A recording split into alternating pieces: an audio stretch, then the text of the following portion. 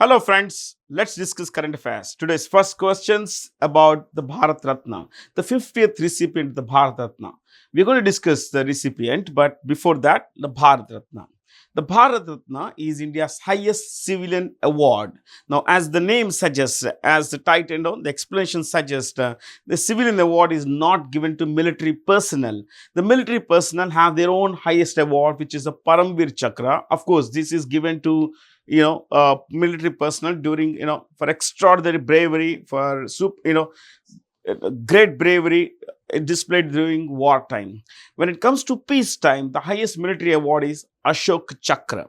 Now let's look at the Bharat Ratna. This was started in 1953. This was started in 1953 as India's highest civilian award. The next year, the first three recipients were named, and the three recipients were Chandrasekhara Venkataraman, Chakravarti Rajagopalachari, and Sarvepalli Radhakrishnan. To repeat, Chakravarti Rajagopalachari, Sarvepalli Radhakrishnan, and Chandrasekhara Venkataraman. As you know, Chandrasekhara Venkataraman, was the recipient of the Nobel Prize for Physics in 1930. Coming to Chakravarti Rajagopalachari, he was, of course, a freedom fighter, the founder of the Swatantra Party, and the first and the only Indian Governor General of independent India. To take it further, Dr. Sarvepalli Radhakrishnan was the first Vice President of India. Now, of course, he was also a teacher and philosopher, author of a lot of books like Recovery of Faith.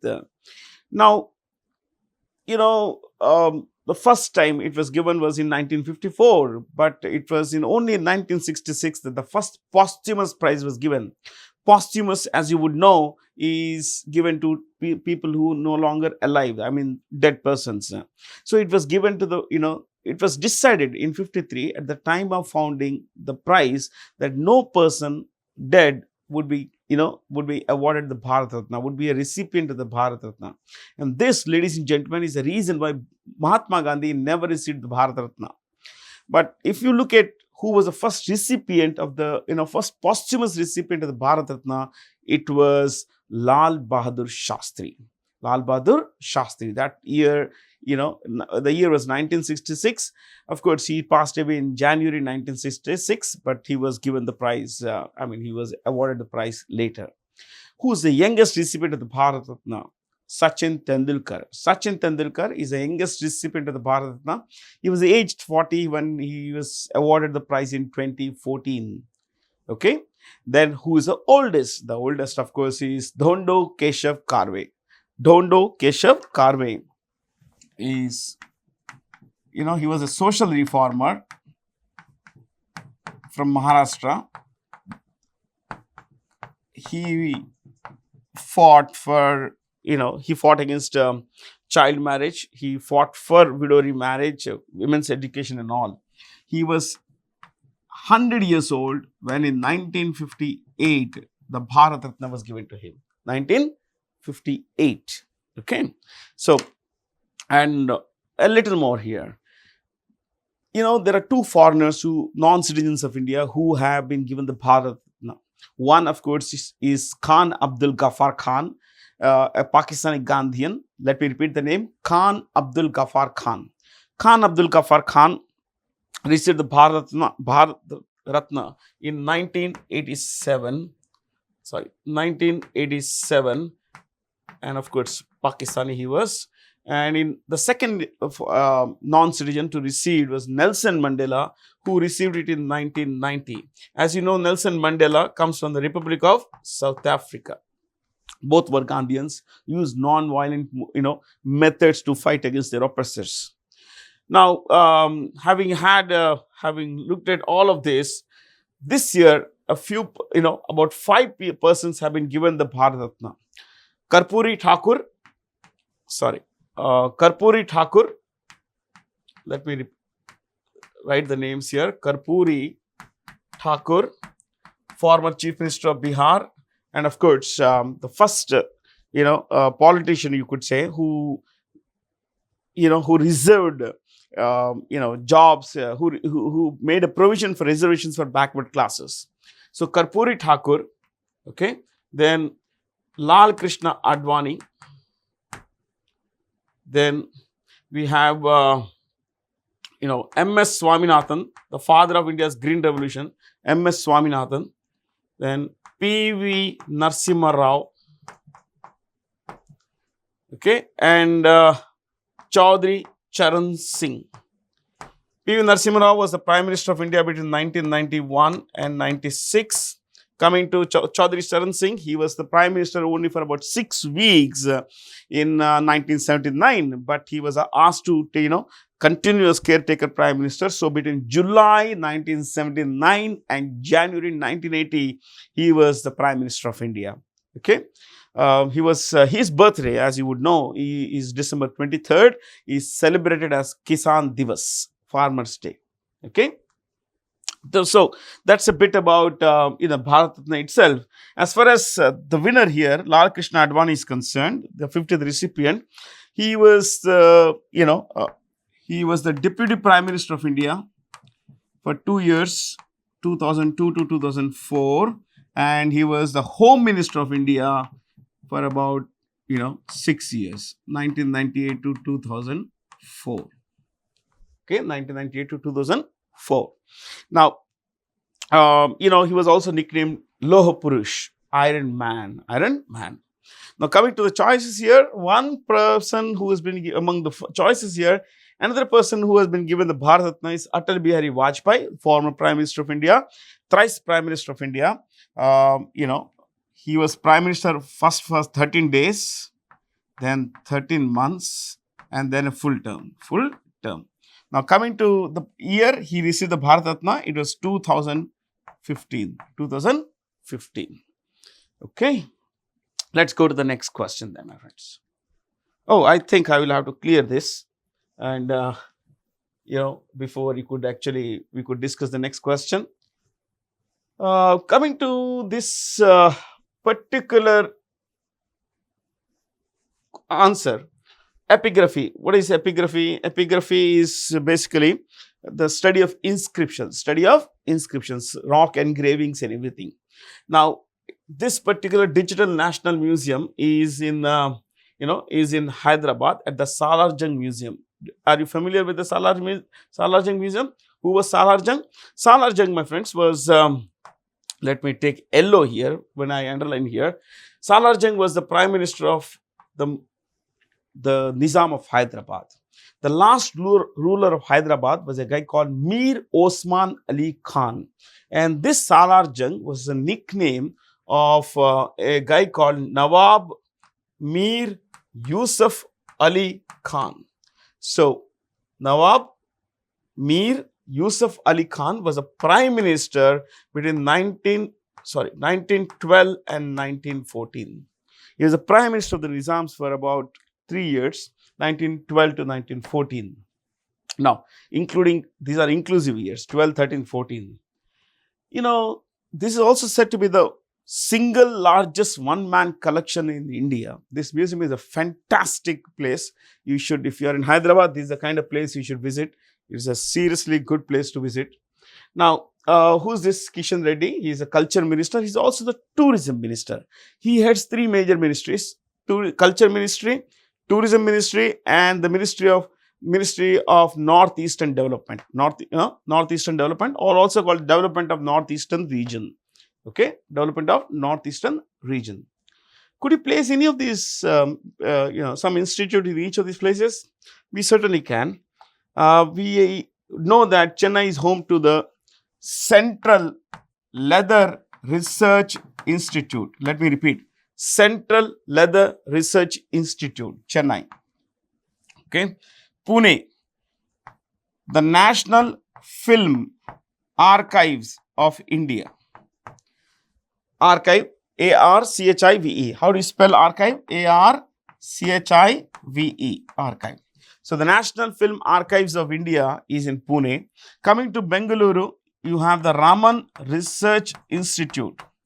Raman Research Institute. Kochi, of course, there are plenty of organizations in Kochi, but you could write Naval Physical and Oceanographic Laboratory. Naval Physical and Oceanography Laboratory. Okay. So, a few things. I normally like to discuss choices. If you could learn something extra, why not use the chance to learn something extra, my friends? Yeah, it's always a good thing to learn something extra. So let's go to the next one.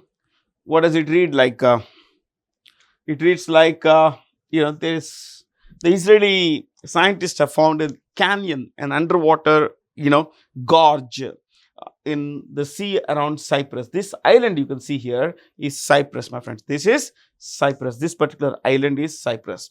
It's an independent country, but this island, as you can see here, this island here, you can see this island has a map. This country has a map which carries a map of this island.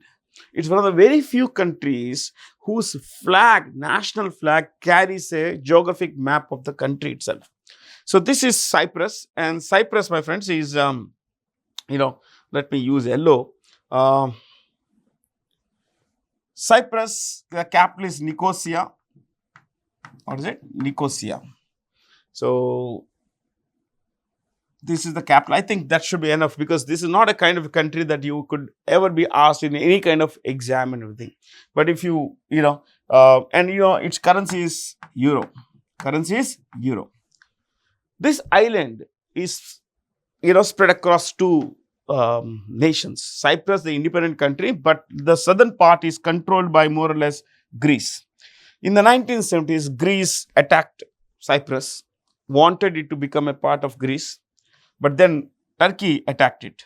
And when Turkey attacked it, this one, this is Turkey, as you can see here. They attacked it and occupied the northern part. You can see here, there is a northern part here, which is very tiny, but it's under Turkish control. Even today, it's under Turkish control.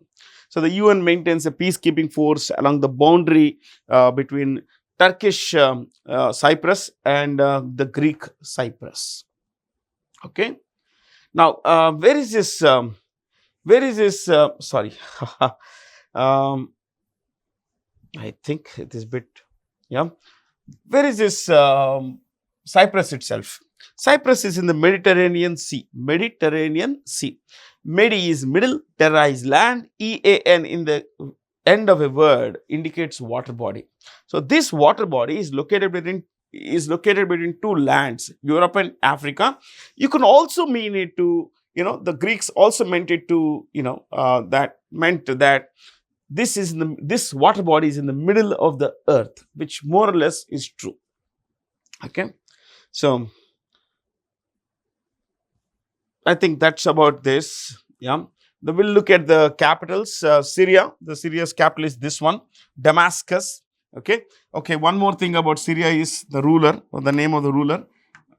Oh, I think I will use, because we got some, I will use either white or yellow, depending on how things work. Okay. What I choose at the time, but I will not choose red except for, scraping through the pictures basically. Okay. So here we will choose white. The dictator of Syria is Bashar al-Assad.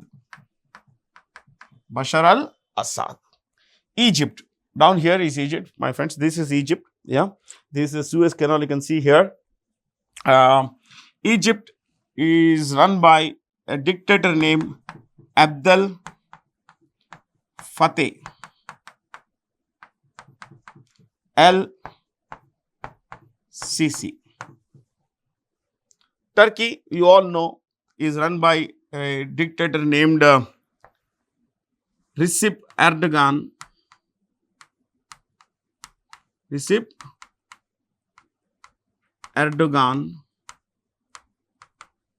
And of course, in the end, we have Greece, which is this, country in Europe, which is not doing great, of course. Greece is run by Kyriakos Mitsotakis. Okay, let me write it. Kyriakos Mitsotakis.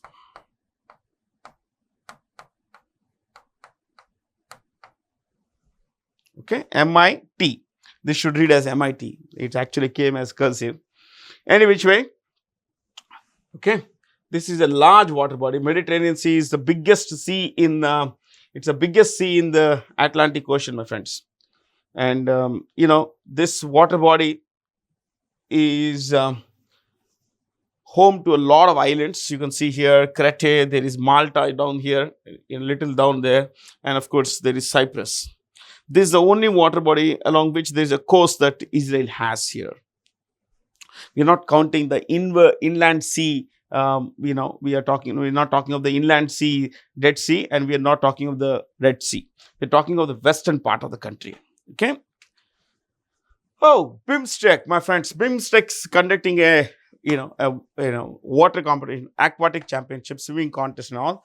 The answer is already mentioned, but let's look at the BIMSTEC itself.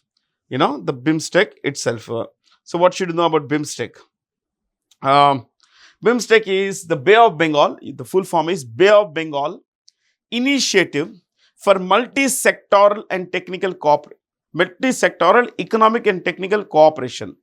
You could write this: Bay of Bengal Initiative for Multi-Sectoral Technical and Economic Cooperation. Technical and economic cooperation.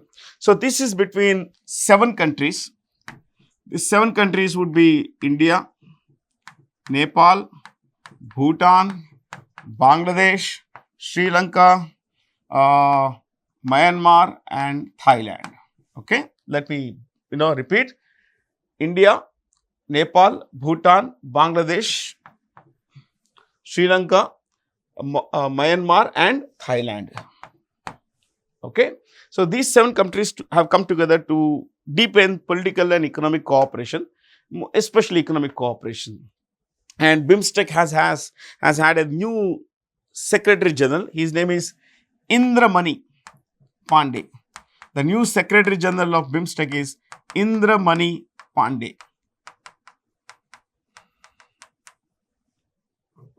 Okay, I think that's about it. It's not much that we need to know as far as BIMSTEC is concerned.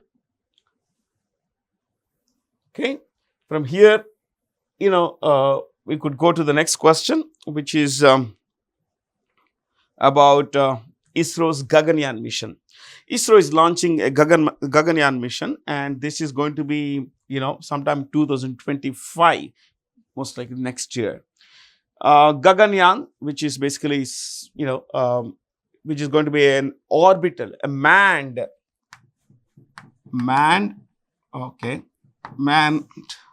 I think it's a bit manned, M-A-N-N-E-D,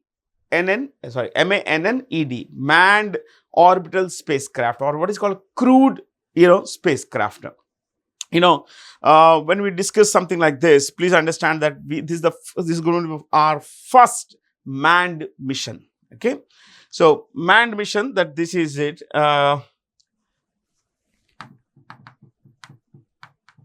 This is going to be launched in 2025, and we are going to launch Vyom-Mitra. Vyom-Mitra is what is called Vyom is space, Mitra is friend, space friend. Okay, so this is a humanoid robot which is being sent. We are not sending animals and all that. We are sending humans, our astronauts, with a robot, a humanoid, which will measure the impact of weightlessness and radiation on extended stays on human beings during extended stays in the space. Okay, so that's how things are, my friends. ISRO was started in 1969. Just remember, ISRO was started in 1969, 15th August 1969. It was started in the year. Of course, there are a lot of other things happened, my friends. That's 1916, also the year of the bank nationalization. I was thinking of what came to my mind.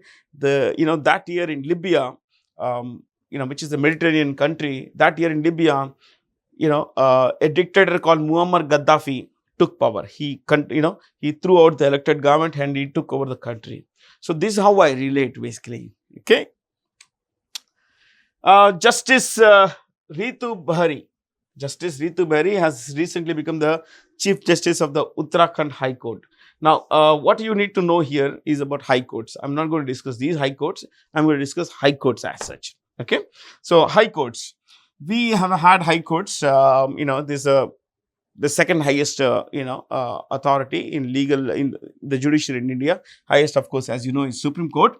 Now, the first High Court was in Calcutta. The first High Court of India was in Calcutta in July 1862. July 1862.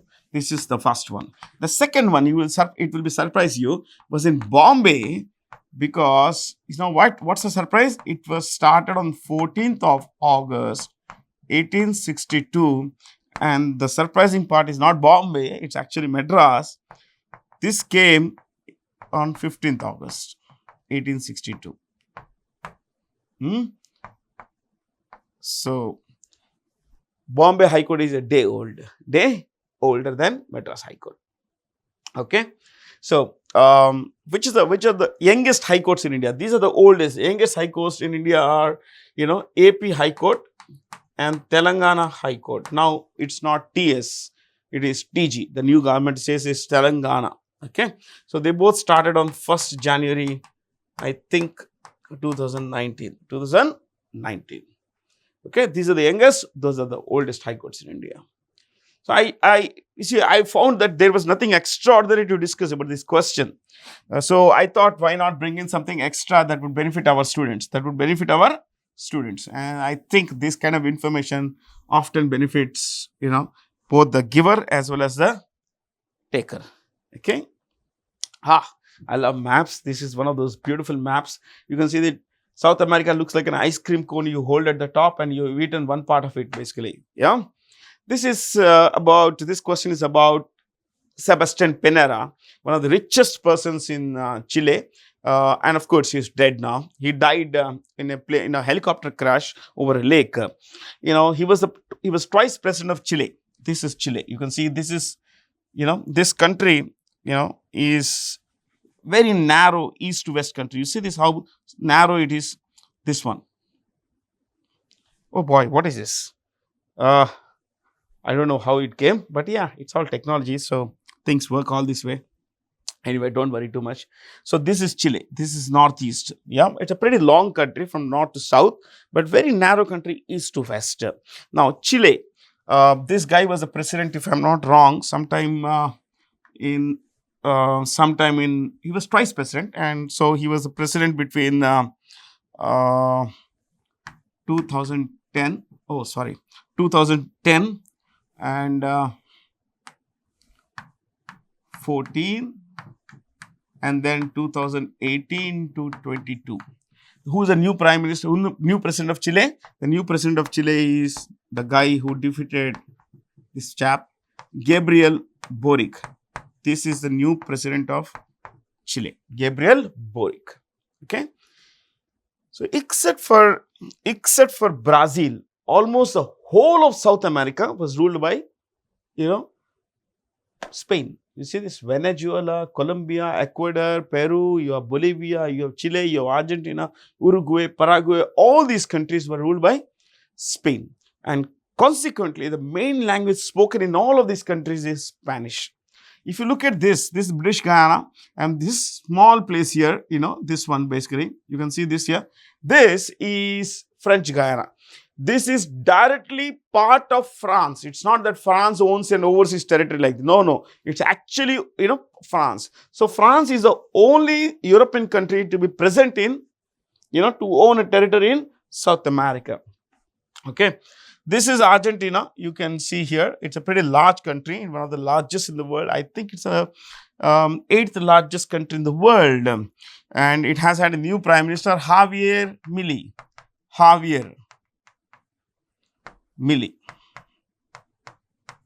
Okay. Bolivia, Luis Arce. This is Bolivia. It's named after San Bolivar, the guy who fought for their freedom. Peru. This is Peru here. Peru's president is Dina, D-I-N-A, Dina Boluarte.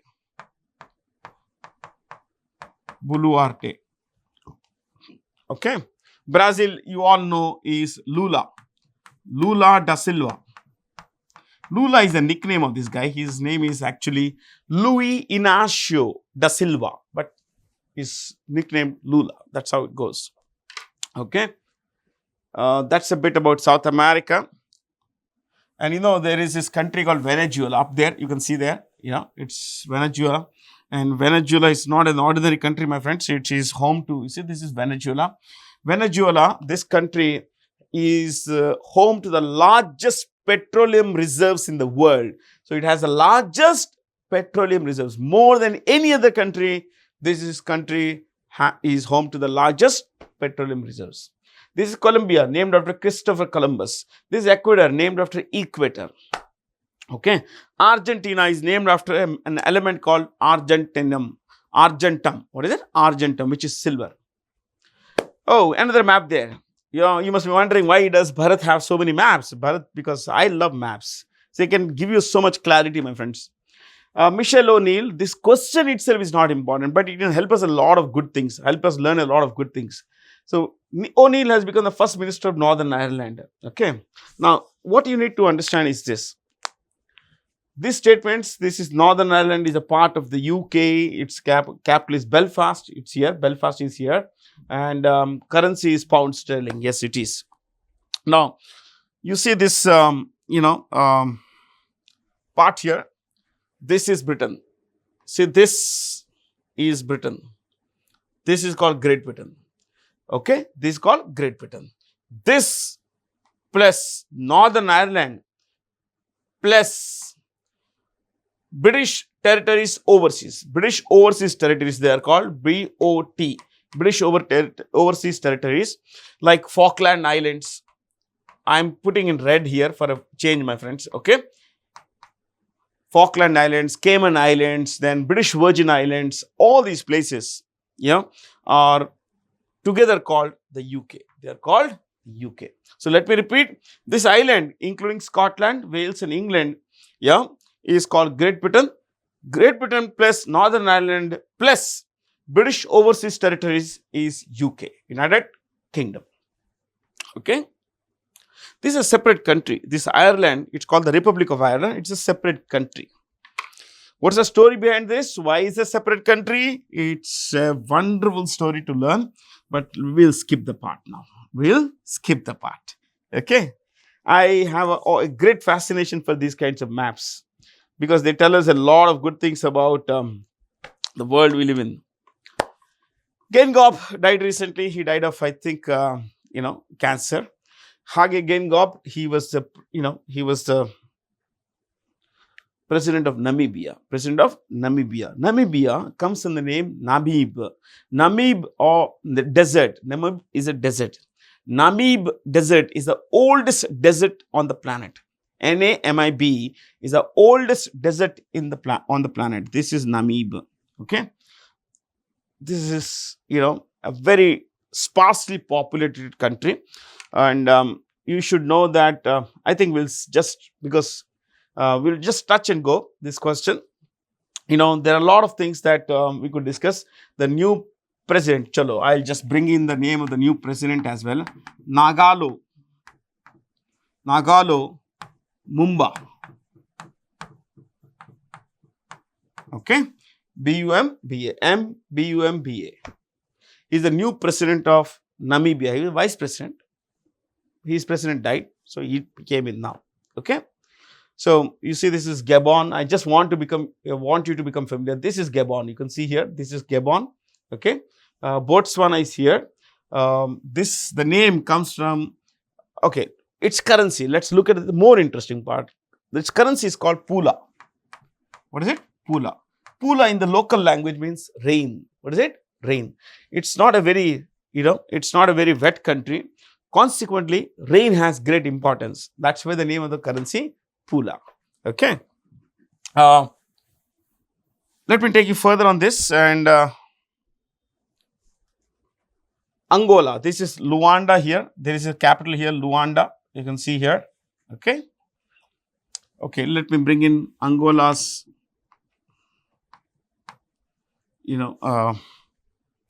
this is a bit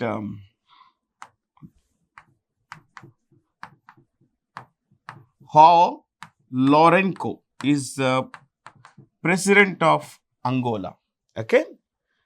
This is Zambia, pretty large country compared with Zimbabwe, of course, because this was called Northern Rhodesia, this was called Southern Rhodesia. Zambia's capital is, it's mentioned there, Harare, and the president is a guy called Hakainde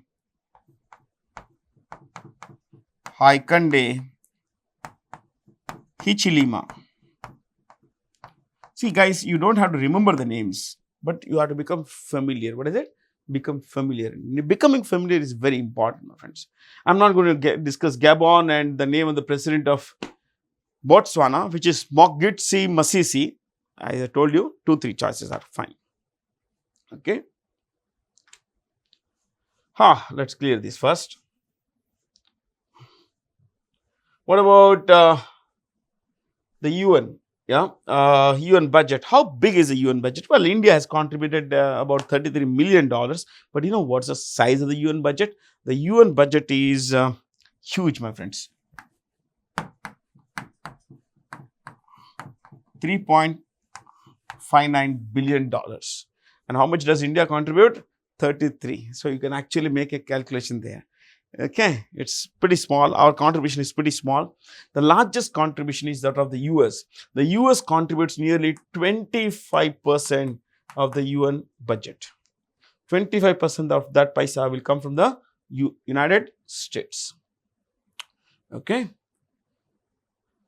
I think, hey, this money, most of this money, you know, goes towards, of course, operations, administrative costs and all that. This also includes the cost of building new edifices, new head offices, new, regional centers and all that. So please understand that all of this money is inclusive of the expenses towards constructing in new places and all that. Okay, peacekeeping operations, administrative costs like salaries, pensions and all that. This is Abhinav Bindra, an Indian sports superstar. Abhinav Bindra, my friends, is going to be the torchbearer of this year's Olympic Games, Summer Olympic Games, and he had won the 2008 Beijing Olympic Games gold medal. A shooter par excellence, he won the gold medal at the 2008 Beijing Olympics. So gold, I'm just talking of gold. Then in 2006, he won the gold at the World Championship. In 2006, 10, 14, in all these years, he won the Commonwealth Games gold medal. So just think about it. I mean, he's considered one of the world's finest shooters ever. So Abhinav Bindra is also a business person, of course. He's going to be our torchbearer at the 2024 Paris Olympic Games. 2028 Olympic Games will be held at Los Angeles. What is it? Los Angeles, which is in the United States. The United States.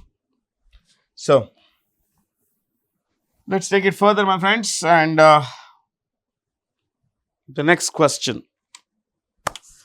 Okay, which countries adopted the UPI? UPI is a Unified Payments Interface. This is considered the world's best payments interface. The world's best digital payments interface is an award, is a title that has often come the way of, the UPI. The UPI was brought in by the National Payments Corporation of India. National Payments Corporation of India is a joint venture between the RBI and Indian Banks Association. Indian Banks Association. So the majority of shares are owned by Indian banks, my friends. Okay. Indian Banks Association plus RBI started the National Payments Corporation of India. Now let me take you further on this. You will find that, its CEO is Dilip Asbe. Okay. Yeah, what's the reach of the UPI? We in India in January, okay, let me make it January. In January 2024, there were a total of 12.4, sorry, 122 crore transactions. Okay, there were 122 crore transactions. Can you beat this? 122 crore transactions, which exchanged a total value of 18.41 lakh crore rupees. So, let me tell you what is the scale. Let's say I send money to my cameraman, Subhashji. So, I send money. This is one UPI transaction. Okay. Let's say I send through UPI. This is one transaction. So, similarly, there have been 122 crore transactions in January alone. And ladies and gentlemen, the total money transacted through these 122 crore transactions is 18.4 lakh crore rupees. So, it's a hugely successful, digital payments interface. And, we said 122 crore and all that. If you look at Germany, they are not able to process more than 1 lakh, transactions per day. So, I think somewhere down the line, appreciate that our guys are doing a great job. Our guys are doing a much better job than a lot of others, my friends. So, let's continue with this. ICC rankings. We have had ICC rankings, International Cricket Council rankings are quite frequent, and this time, the first time an Indian pacer has headed the rankings in Test cricket is Jasprit Bumrah. Bumrah has headed the Test bowlers rankings. But what about T20? T20 is headed by Adil, Rashid of England. Adil Rashid of England for T20, and for ODIs, it is headed by, this is T20, and ODI is headed by Keshav Maharaj of South Africa, the Republic of South Africa. Okay, Keshav Maharaj. So, I guess from here we could go to the next one. But before that, let me clear this, ladies and gentlemen. This is a company that was started primarily to manage high-speed rail corridors in India, the National High-Speed Rail Corporation Limited. This is headquartered in Delhi, and the new CEO is Vivek Kumar Gupta. The chairperson is also the chairperson of the Railway Board, Vinod Yadav. Okay. The main job of this is to, as I said, manage high-speed rail corridors like the bullet train, network that we are building between Ahmedabad and Bombay. Okay. Yes, here the central government is launching a new, rice brand called Bharat Rice, and it's going to be sold at a very low price of 29 rupees per kilo. See, this is all procured rice. This is rice that has been procured through what is called MSP, minimum support price, from farmers, and from the farmers it comes to the FCI godowns. From the FCI godowns it comes to the ration shops, and now it's going to come to the normal market also. While at ration shops, what are called fair price stores or fair price shops, it's sold at 2 rupees a kilo, or in most cases free now. We would get it at 29 rupees kilo, which is substantially less than what a similar quality of rice would cost in the market. Yeah, so it's actually a pretty good deal. This also is intended to bring down rate of inflation, because the supply goes up, prices would also go down. Which public sector unit? Yes, REC has received it. Rural Electrification Corporation, or Rural Electricity Corporation. This company is headed by Vivek Divangan.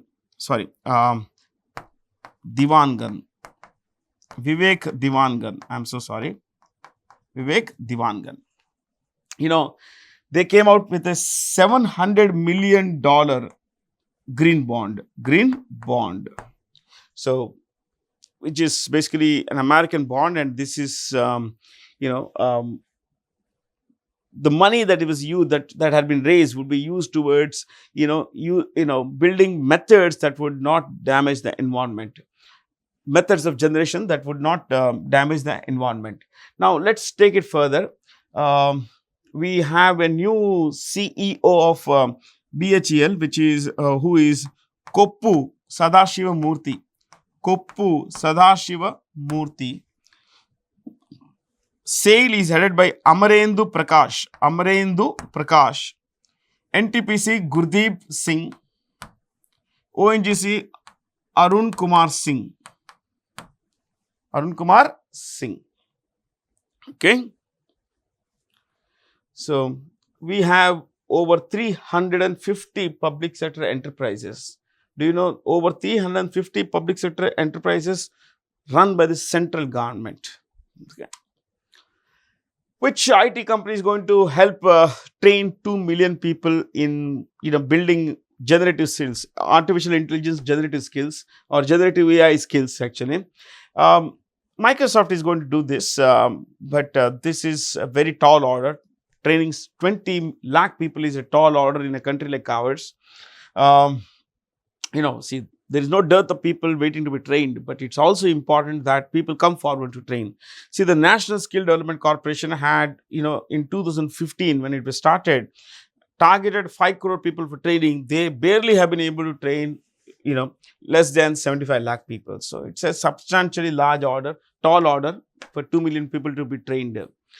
Microsoft is headed by a person called Satyanarayana Nadella. Considered the world's best CEO, Satyanarayana Nadella. Google, Sundar Rajan Pichai. Sundar Rajan Pichai. IBM, Arvind Krishna.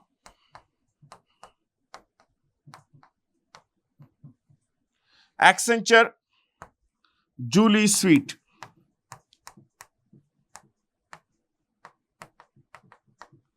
Cisco, Chuck Robbins. Chuck Robbins. Double B. Chuck Robbins.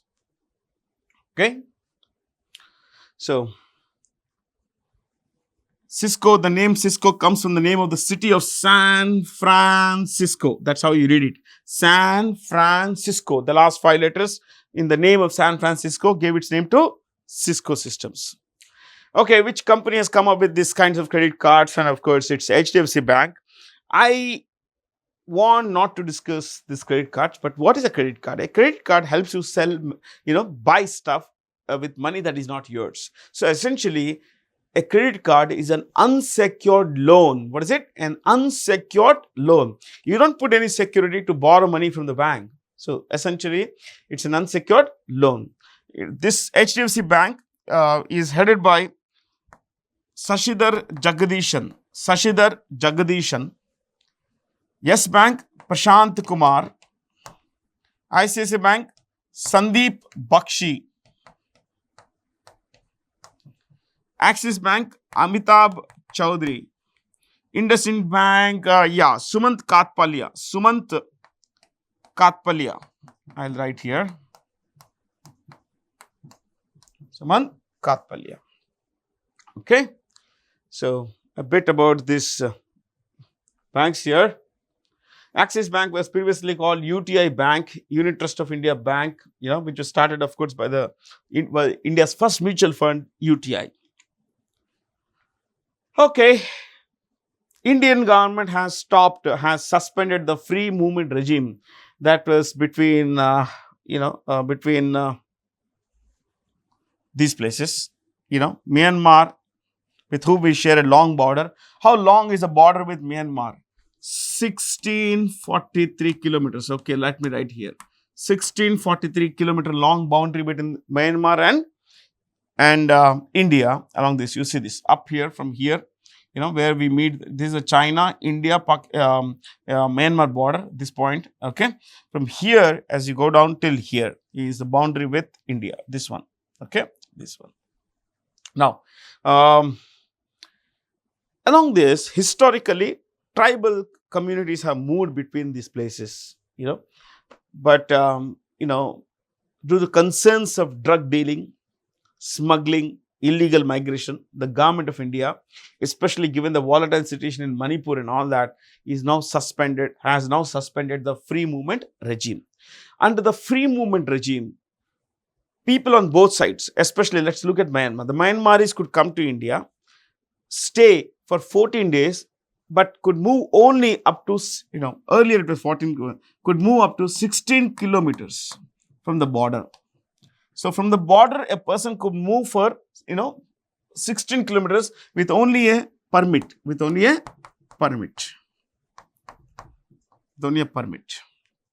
Okay.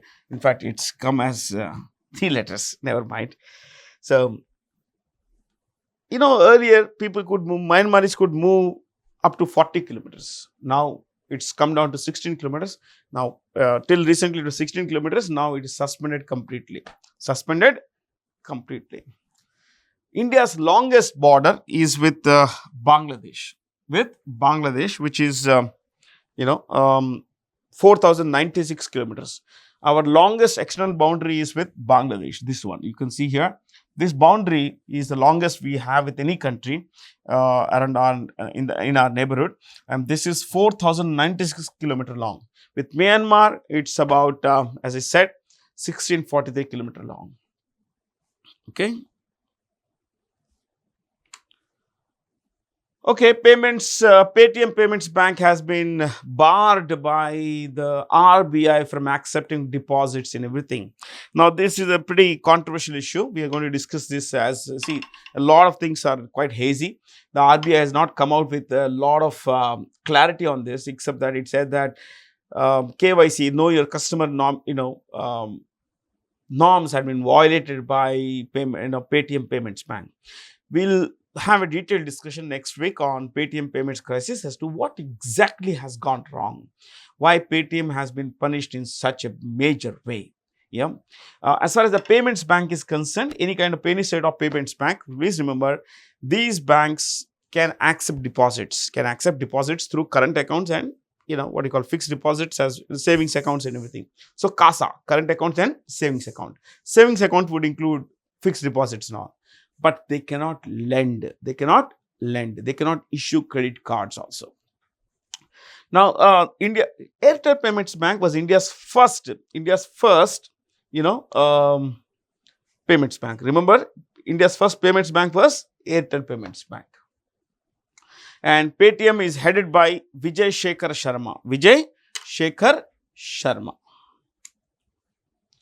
World Pulses Day is celebrated on, well, of course, February 10th. World Pulses Day. Pulses are pretty important for nutrition, and they can help farmers widen their source of income, and physiologically they are pretty important, nutrition wise and all. What about, okay, let's pick 1, 2 odd choices. Feb 24th, Central Excise Day. What is it? Central Excise Day. Excise, as you know, is a tax charged on goods manufactured and consumed within the country. What about Feb 28? National Science Day of India. The National Science Day of India is celebrated in honor of the fact that on this day, in 1928, Chandrasekhara Venkata Raman discovered the Raman effect. So, Chandrasekhara Venkata Raman discovered the Raman effect on 28th February, 1928, and that's the reason we celebrate this as National Science Day of India. 2 years later, the great Chandrasekhara Venkata Raman, C.V. Raman, received the Nobel Prize for Physics for his work on scattering of light. It's what is called Raman effect. Okay. Oh, which state has become the first to pass the Uniform Civil Code? This is another controversial thing. Uniform Civil Code is about the universal application of the civil rights of India to all citizens of this country. As of today, a lot of civil matters like, inheritance, adoption, marriage, dissolution, that is divorce, all these things which are civil basically, which are governed by civil laws. All of these things are, in certain communities, are governed by their personal laws. The Uniform Civil Code is listed under Article 44. Article 44 comes under the directive principles of state policy. directive principles of state policy are listed in Part 4 of the Constitution of India. Part 4 of the Constitution of India has directive principles. These are listed between Articles 36 and 51. Part 4, Articles 36 to 51 relate to directive principles of state policy. So, my friends, one of the articles here, Article 44, says that there shall be a uniform civil code implemented throughout the territory of India, which effectively means that personal laws, PERSONAL, personal laws, LAWS, shall not govern the affairs of a community of communities members. So, in India, a lot of communities have their own laws. Like, for example, if you look at the Muslim community, it has its own set of laws which govern their civil matters. Like, they call the personal law Sharia. Now, so they say in marriage, divorce, inheritance, adoption, succession, they're all governed by them. Polygamy, marrying more than one woman, of course, more than one woman at the same time, having multiple wives, that is. All these basically, please understand, under the Muslim law are legal. But there are subclauses like one has to take the consent of the first wife or the other wives and all that. I'm not going to go there. Polygamy is allowed in Islam, of course, with conditions. Under the Uniform Civil Code and under the General Civil Law of India, it will be banned. It is banned. So, now in Uttarakhand, polygamy is not allowed. It's not allowed. So, if it's implemented throughout the country, it will become illegal in India, throughout India as well. This is just one example. There are multiple examples like this. Okay. Uttarakhand has come out with this particular measure. And remember this, directive principles are not enforceable in a court of law. Not enforceable in a court of law. You cannot go to court and say that, look, the state government has not implemented, the central government has not followed the ban on cow slaughter, one of the other directives. These are mere directives to be given to state governments, central government in making policy. They are not enforceable in a court of law. Okay. But the Supreme Court has on multiple occasions asked the central government to bring in Uniform Civil Code. It's not central government that is demanding it, it's a Supreme Court that's been demanding it. Which country has surpassed China as the biggest trading import partner of the United States? In fact, if you look at the top 3 trading partners of US, see, US is the largest importer of goods in the world. Largest exporter is China. Okay. Since I wrote it basically, $3.5 trillion. It's actually 3.3. It's going to come down further, my friends. Largest exporter is China. Largest importer is the US. Okay. Largest importer is the US. They import about $2.5 trillion worth of stuff. Now, the top 3 trading partners, import partners of the US are 1, Mexico. This year, Mexico exported stuff worth $475 billion. Okay, 475. 2, Canada. 427. 3, China.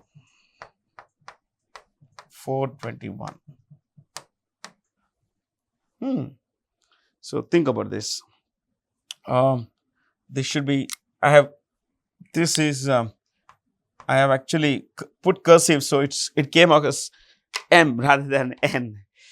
These are the top 3 trade partners. Now, a lot of companies have moved to Mexico because of the political and economic instability in China. Companies often look for safer locations. Business certainty is good for business. So they have moved to Mexico, where they have set up plants, and from there they are sending stuff to Mexico. A lot of these plants were earlier in China, elsewhere. They have moved to Mexico. This is called nearshoring. What is it called? Near, N-E-A-R-S-H-O-R-I-N-G. Nearshoring is a term wherein companies relocate or set up operations in a place that is closer to their preferred market. In a place that is close to their preferred market. So, the preferred market being the US, what is the closest place? Yeah, either Canada or China. Okay. So, a lot of companies basically either Canada or Mexico, my friends, not China. Okay. So, tiger reserves, of course, Telangana state government is asking for a merger of these reserves and everything.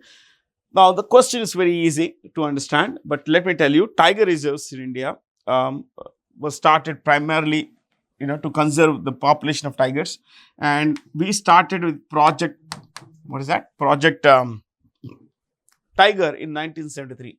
So, Project Tiger was started in 1973. We have 55 tiger reserves, 55 tiger reserves, okay.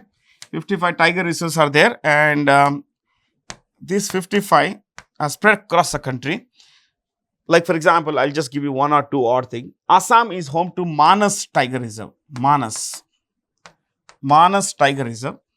Uttarakhand is home to the Corbett National Park. This is India's oldest national park. Oldest. How old is this? It was started in 1936.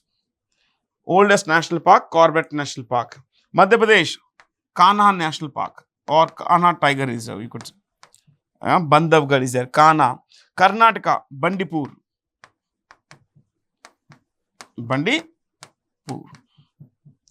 So, plenty of tiger reserves that we have. Okay.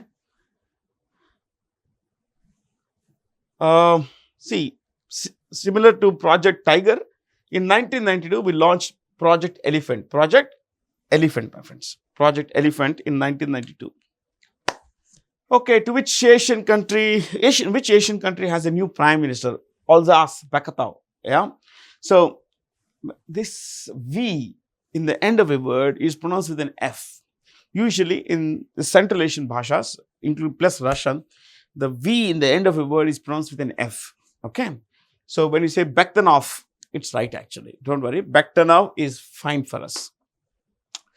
The new prime minister, this is Kazakhstan. He's the new prime minister of Kazakhstan. The prime minister is not very powerful in this country. It's a presidential system country. And remember, Kazakhstan is the biggest landlocked country in the world. Biggest landlocked. It's the 9th largest. Argentina, I said, was the 9th. It's actually 8th largest. Kazakhstan is the 9th largest. Okay. Overall 9th largest country in the world, but Kazakhstan is also the largest landlocked with no access to the sea. Not this Caspian Sea and all that. I'm not worried about them. Okay. These are inland seas. So, the capitals are mentioned here. Astana. Okay. Okay. Why don't I tell you both? You look at, in the case of Kazakhstan, Astana is a capital and the president is Kasim Jomart Tokayev. It's actually a hyphenated name. So, I'll put it here. Tokayev. Okay. Kasim Jomart Tokayev. You can, you can also find a little more here, my friends. You see this here? Uzbekistan. This is Uzbekistan. One of the choices. Yeah, it's there. Uzbekistan's capital is Tashkent. What is it? Tashkent. And this is a double landlocked country. What is a double landlocked country? Landlocked is where you have to cross at least one country to be able to access a water body. A double landlocked country would mean that you have to cross two countries to access a water body. Okay. There are only two such countries in the world. One is Uzbekistan. Then there is a tiny country in Europe called Liechtenstein. Ignore that. Okay. Uzbekistan is a double landlocked country. So, you have Tashkent and that's the capital. Uzbekistan's president is a guy called, Shavkat Mirzi.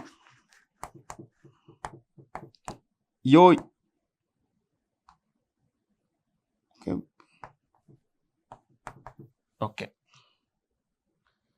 In fact, if you go with this, there is another Y also. Don't worry too much about this. Okay. I'll clear this and write it again so that you are that much clearer. Mirzi Voyev. So, what about this is Kyrgyzstan, it's here. Kyrgyzstan, I'll choose a white basically. Sadir Zaparov is the president. And the capital is Bishkek. I think it's Bishkek. Yeah, Bishkek. This should be fine here. Enough.